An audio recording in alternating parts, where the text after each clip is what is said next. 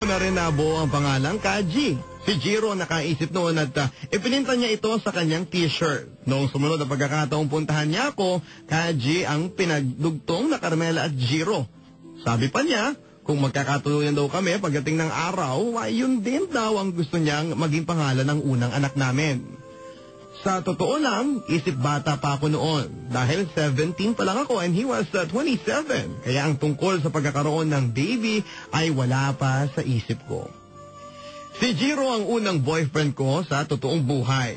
May mga naging boyfriends ako noon pero sa text lang at wala namang pagkikitang naganap.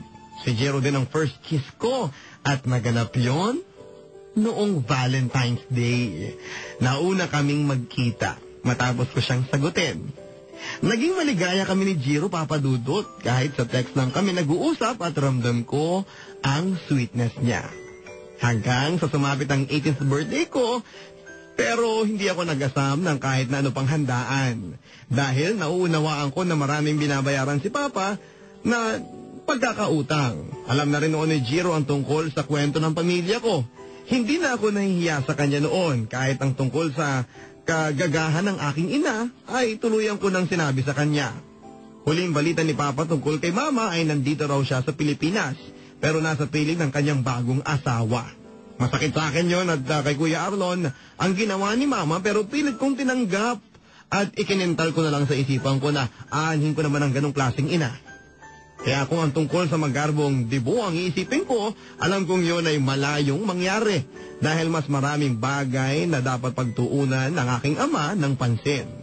Pero alam mo, Papa Dudut, kahit wala akong kotelyon o 18 roses noong dibo ko, naging espesyal pa rin ito dahil kay Jiro. Sinurpresa ulit niya ako. Dala niya ang kanyang forward truck. Dinala niya ako sa tabi ng ilog at doon kami hanggang sumapit ang gabi.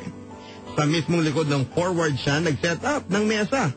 May ilaw pa at maliit na disco light na kinabit daw sa baterya ng sasakyan. May pagkain at bulaklak.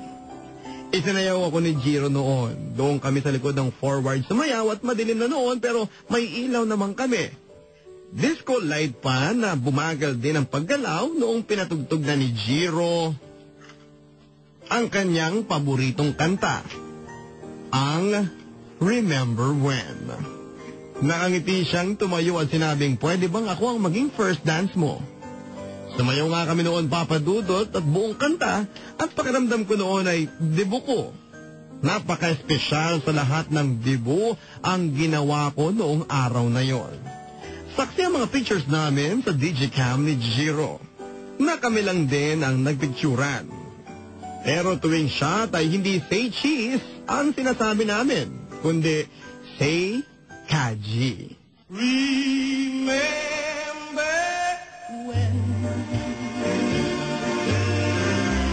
I first met you, my lips were so afraid to say I love you. Remember when. Pero hindi pa doon nagtapos ang masayang sandaling yon ng aking 18th birthday. May kinuha si Jiro sa loob ng forward at noong pagbalik niya, isang regalo ang hawak niya. Bubuksan mo? Nakangiting sabi niya noong iabot niya ito sa akin. Masaya ko naman itong binuksan at alam ko nanlaki ang mata ko nang makita ko ang kahon pa lang ay isang magandang cellphone ang regalo ni Jiro. Namangha ako nang binuksan ko ito at halos manginig ang kamay ko nung hawak ko na ang napakagandang bagong cellphone. Maganda ang camera niyan. Kasi 8 megapixel, narinig kong sabi niya noon. Noon nga ay inopen ko ang CP at wala akong nasambit na salita sa katuwaan. Nagustuhan mo ba? Narinig kong tanong ni Jiro noong binabrowse ko na ang CP. Oo, sagot ko. Hanggang noon, Papa Dudut, ay hindi pa rin nawawala ang ugali kong materialistic. Lubha akong madaling masilaw sa mga material na bagay. Noong buksan ko ang camera, napakalinaw talaga kahit gabi. Parang Digicam ang quality. Hanggang sa bigla ko nang naisipan na dapat mag-picture kami ni Jiro. Ang unang laman ng regalo niyang CP. Kaya naman, say Kaji, you're better than the best. I'm lucky just to linger in your life. Cooler than the flip side of my pillow. That's right. Completely unaware. Nothing can compare to where you send me. Let me know that it's okay. Yeah, it's okay. In the moments when my good times start to fade. You make me smile like the sun. Fall out of bed. Sing like a bird. Dizzy in my head. Spin like a record. Crazy on a Sunday night. You make me dance like a fool. Forget how to breathe. Shine like gold. Buzz like a bee. Just the thought of you can drive me wild. Oh, you make me smile.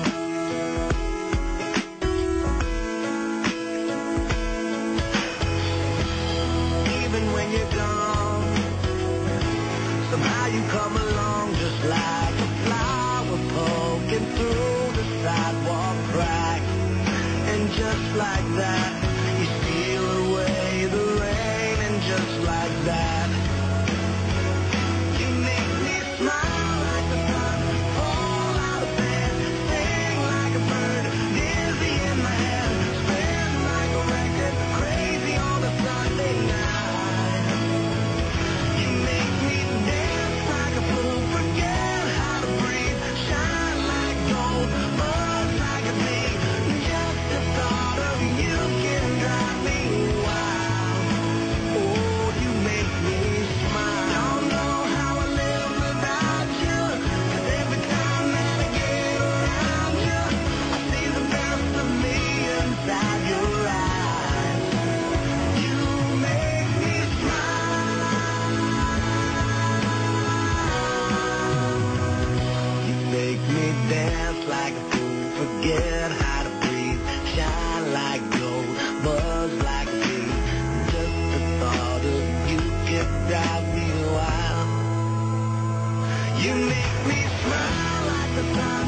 Fall out of bed. Sing like a bird. Dizzy in my head. Spin like a record. Crazy on a Sunday night. You make me dance like a fool. Forget how to breathe. Shine like gold. Buzz like a bee. Just the thought of you can drive me wild. Oh, you make me smile. You make me smile. Oh, you make me smile. You make me smile. Oh, you make me smile. Magbabalik ang Barangay Love Stories. Barangay L. Pero alam mo, Papa Dudot, noon na inisip kong malaki ang kapalit ng mamahaling regalo sa akin ni Jiro. Inisip kong pinaghandaan niya na may mangyayari sa amin. Naging maalab ang halikan namin noon at lubha siyang natangay. Sa sulok, naglikod ng truck ay naglatag ng plastic na banig si Jiro. As in, nagdala talaga siya ng banig, kaya inisip kong plinano niyang may mangyari sa amin.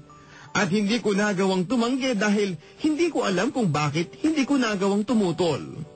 Nakuha ako, Papa Dudot, ni Jiro.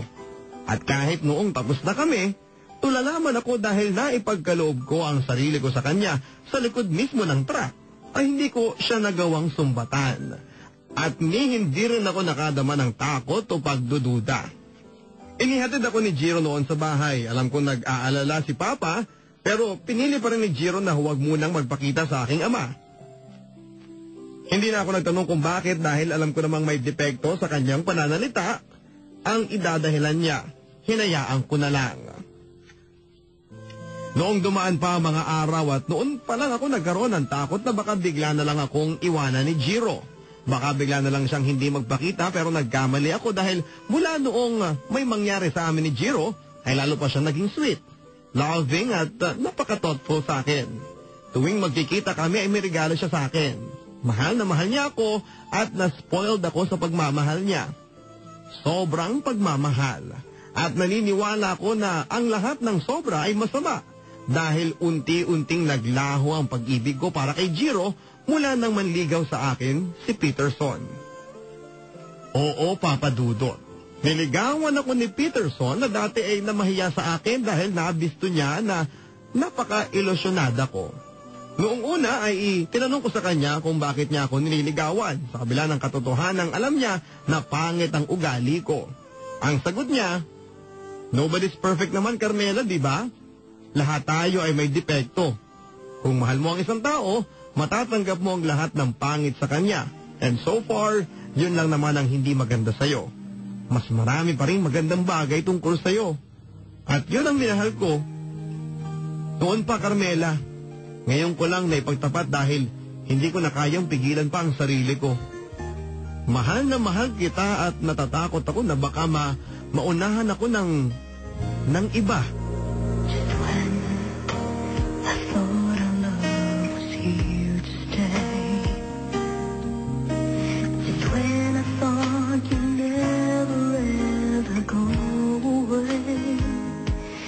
You said it's time for you to go, but I'm not sure I really know why you were leaving.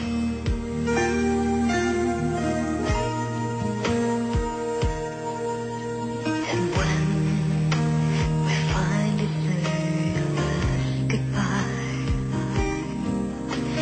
I'll never make it hard for you. You won't even see me cry. And though there's tears inside of me, I'm going